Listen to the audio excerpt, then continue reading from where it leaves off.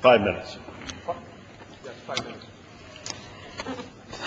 I thank the gentleman for yielding. I thank the gentleman for his strong advocacy for the rights of all Americans.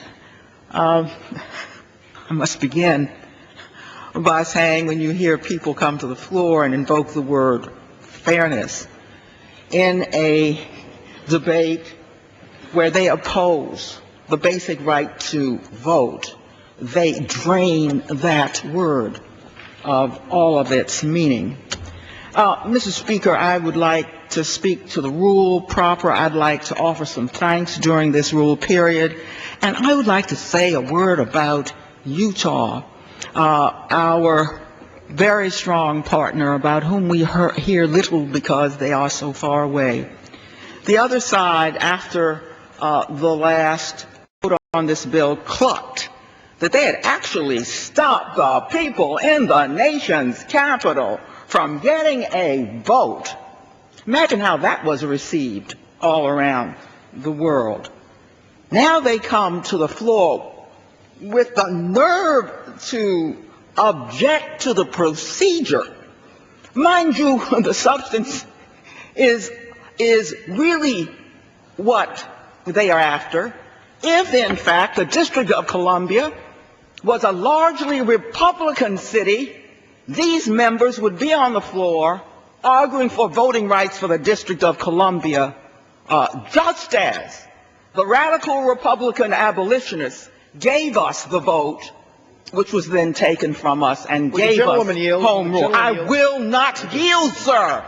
The District of Columbia has spent 206 years yielding to people who would deny them the vote. I yield you no ground. Not during my time. You have had your say, and your say has been that you think that the people who live in your capital are not entitled to a vote in their house. Shame on you.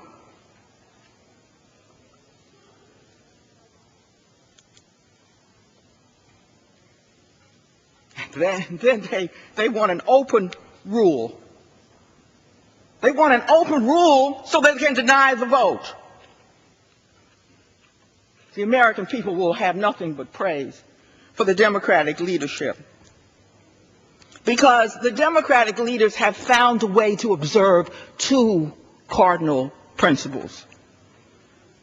The principle most basic of all of the right to vote, and yes, the principle of fiscal responsibility.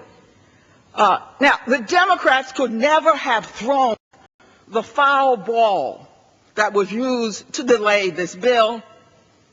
And the reason is, of course, that the other side spent 12 years building a deficit and didn't observe the pay-go rule, and so there would have been no germaneness issue. I don't think that was so smart. The bill was open to an outrageous attempt to repeal our gun laws. We are a free people. We're entitled to have the same jurisdiction over our gun laws that you have, and we're going to insist on it. And the Democratic leaders did not bow to that trick. Instead, they went back and found a way to keep to the principle of finally paying for what we do, as you should have done for more than 10 years. What we are doing is smart, not dumb.